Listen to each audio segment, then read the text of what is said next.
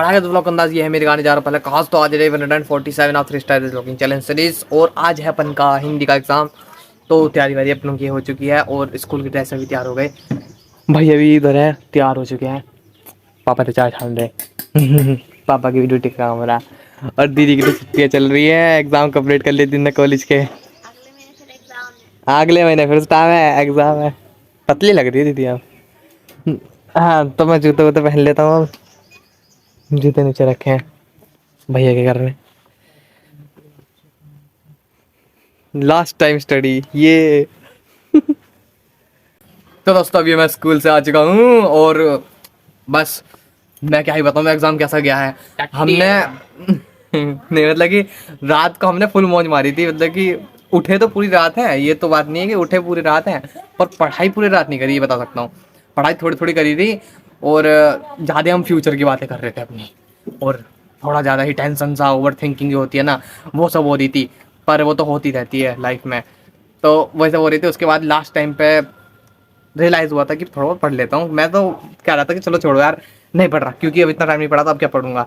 पर मैंने last time पे जब 1-2 घंटा बच रहा था तो सोचा कि थोड़ा पढ़ कर देखता हूँ। फिर थोड़ा पढ़ के देखा तो पता चला कि सारा याद कर रखा था, रिवीजन करना है और ये सब चीज़ें रिवीजन नहीं करी तो मैं भाई साहब खत्म हूँ और ये तो आने का इंपॉर्टेंट चांसेस है ही।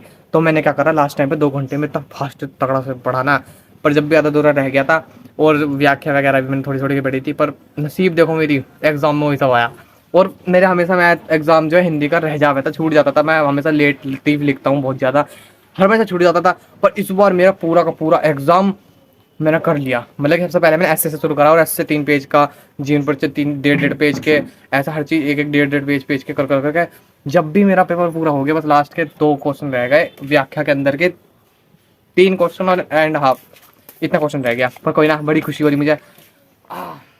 अब मैं अपना आराम से चैन की नींद पूरी कर सकता हूँ जो 4 रात से उठ रहा हूँ तो आखिरकार इतनी देर में मतलब कि 12 बजे का आया हुआ मैं स्कूल से। जब से सोने की सोच रहा हूँ कि मैं पूरी रात में सोया था और कल के दिन में सोया था और दिन में भी थोड़ा कम ही सो पा रहा था।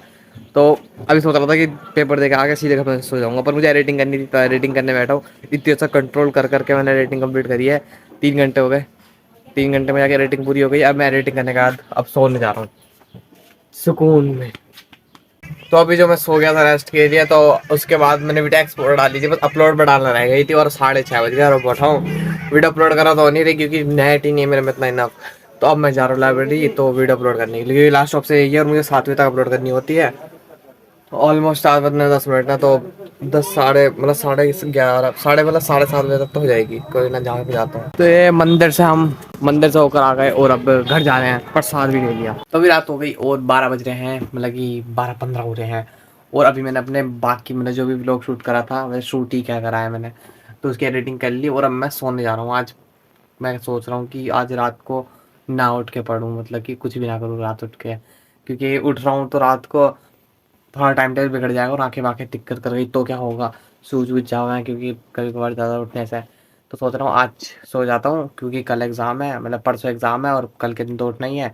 परसों के दिन भी उठना है फिर नरसों के दिन भी उठना है, मतलब 3 दिन लगातार एग्ज़ाम है तो उठना पड़ेगा। तो इसलिए आज चाहे रेस्ट ले लेता हूँ और सुबह अगर आँख खुल गई मेरी बाई चांस खुल गई 5-6 बजे तो मैं सुबह 5-6 बजे से पढ़ूँगा ये सोच रहा हूँ, पर मुझे नहीं पता कैसा होगा सुबह।